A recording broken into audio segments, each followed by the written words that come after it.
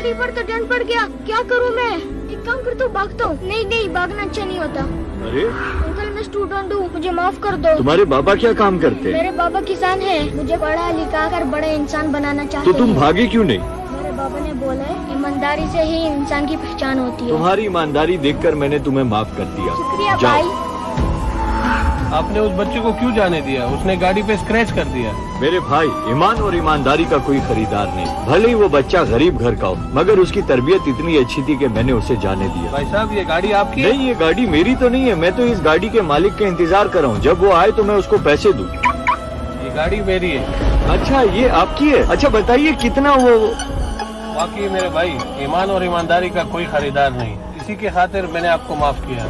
अल्लाह की कसम, मेरे नबी का फरमान है, माफ करने से इज्जत घटे तो मुझसे ले लो।